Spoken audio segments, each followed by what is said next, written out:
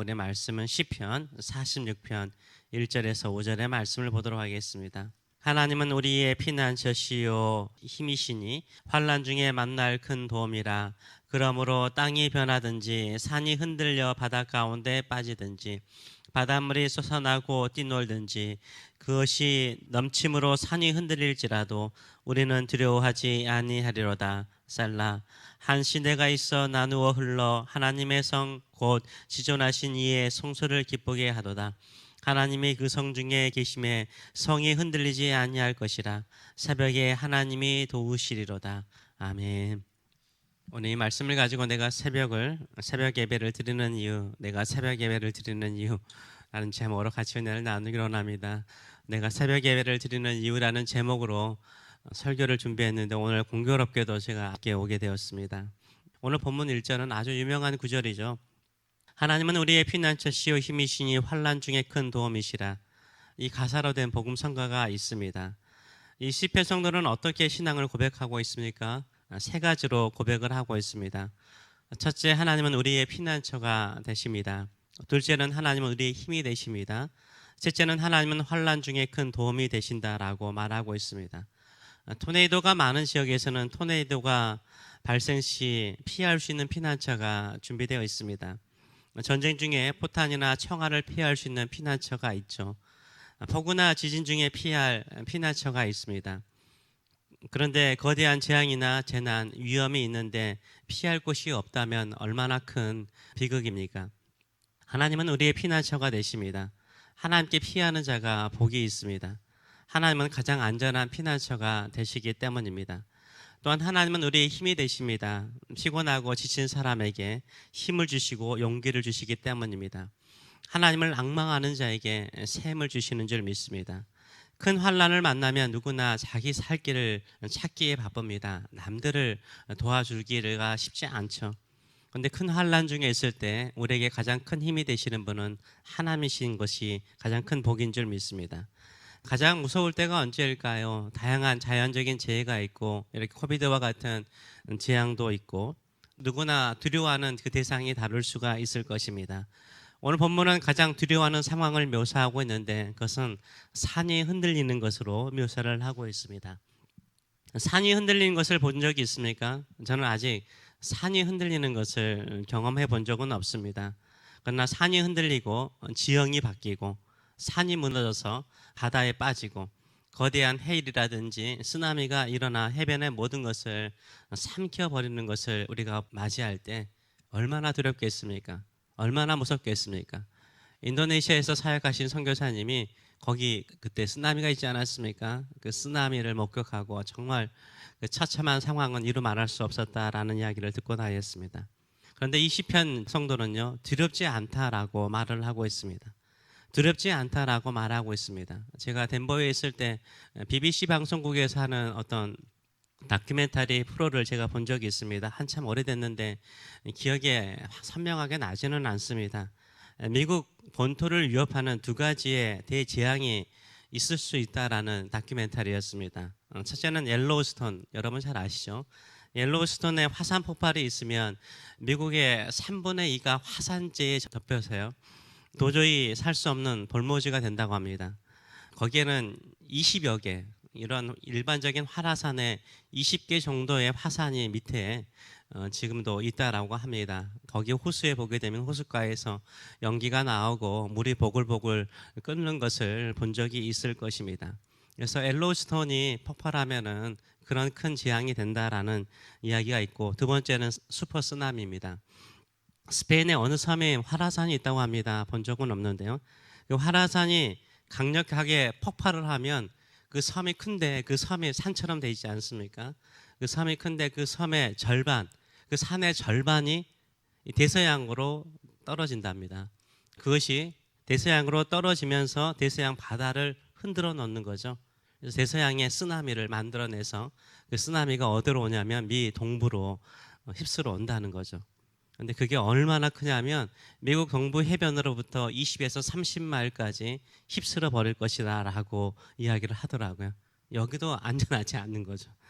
오늘 이 시편을 묵상하면서 갑자기 그 슈퍼 쓰나미가 생각이 났습니다. 산이 흔들리고 산이 바다에 빠져서 거대한 파도가 생기고 그런 엄청난 쓰나미가 있을 때 나는 두려워하지 않을 수 있을까?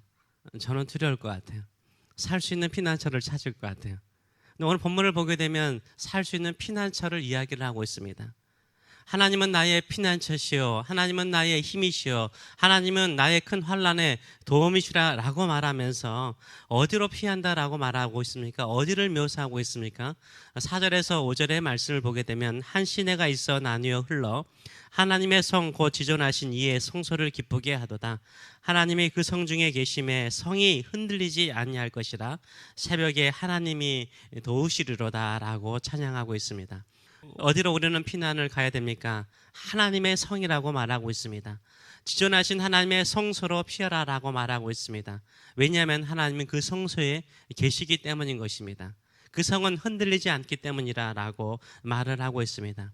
하나님께서 계신 곳이 가장 안전한 줄 믿습니다. 어디에나 우리가 하나님을 믿고 살면 나의 피난처가 되고, 어디에서는 하나님을 믿고 살면 샘을 얻을 수 있고, 어디에서나 하나님 의지하면 큰 환난 중에 하나님이 도움이 될 것이라 생각할 수 있습니다. 저도 그렇게 생각을 합니다. 하나님은 어디에나 계시는데.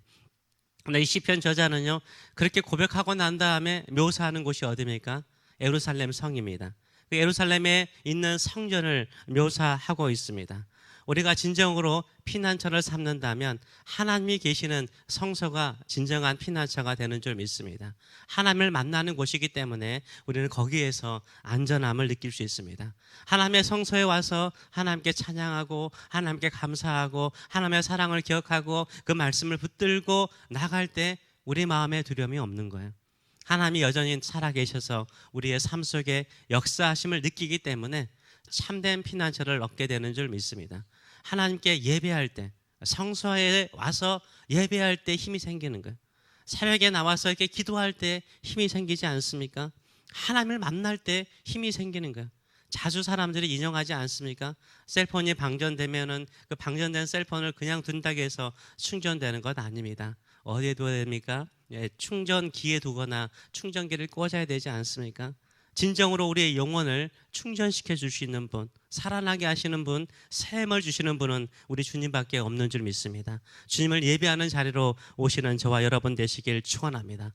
그러면서 환난 중에 큰 도움이 된다라고 말을 하고 있습니다. 정말 그런 것 같아요. 하나님은 우리의 환난 중에 큰 도움이 됩니다.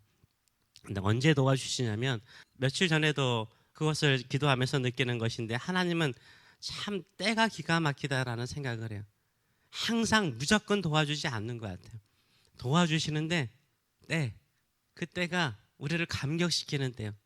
뭔가 우리가 할 수 없는 모든 손을 내려놓고 할 수 없다라고 절망하는 그 때에 도와주시더라고요. 이게 환난이라는 게 우리가 손을 놓고 나 어떻게 해야 되나 이럴 때잖아요. 이럴 때 하나님이 도와주세요. 이럴 때 하나님께서 역사하시더라고요. 이때 하나님께서 크신 일을 이루시는 것을 보게 됩니다. 근데 그것을 언제 깨닫고 언제 알게 된다고요? 새벽에 알게 되는 거죠.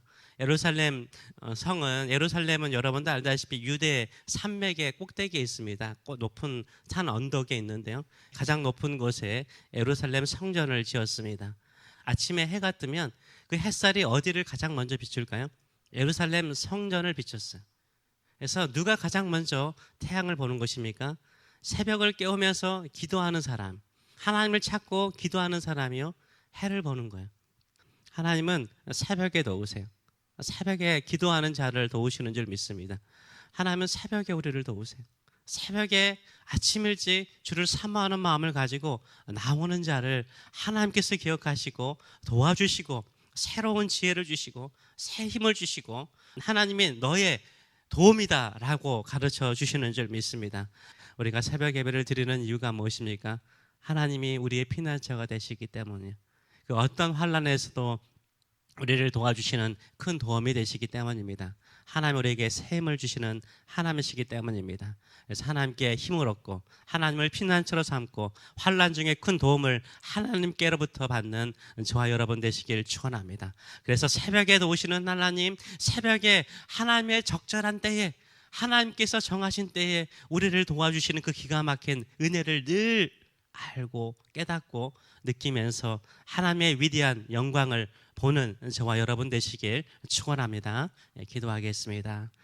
살아계신 하나님 아버지 은혜를 감사드립니다. 우리가 새벽을 깨우며 기도하는 이 시간이 너무나 행복합니다. 가끔은 어제의 두려웠던 일, 무서웠던 일, 걱정거리가 우리의 마음을 거대한 쓰나미처럼 휩쓸 때가 있었습니다. 두려움이 있을 때가 있었습니다. 그러나 이렇게 새벽을 깨우며 주 앞에 왔을 때 하나님은 나의 피난처시요 내 힘이시니 환난 중에 큰 도움이시라 이렇게 외치고 새벽을 깨울 때마다 힘주시고 피난처가 되어주시고 도와주심을 진심으로 감사드립니다. 이 은혜를 알기에 오늘도 이 자리에 나와서 주의 은혜를 구하오니 우리의 힘이 되어주시고 우리의 피난처가 되어주시고 우리의 도움이 되어주셔서 하나님의 영광을 보는 자 새벽마다 아침에 해가 떠오르듯이 하나님께서 우리에게 가까이 오시고 우리의 마음의 어둠을 쫓아내시는 빛으로 임하시는 하나님의 은혜를 경험하는 저희들의 일상의 삶이 될 수 있도록 축복하여 주시옵소서. 감사드리며 예수님의 이름으로 기도하옵나이다. 아멘.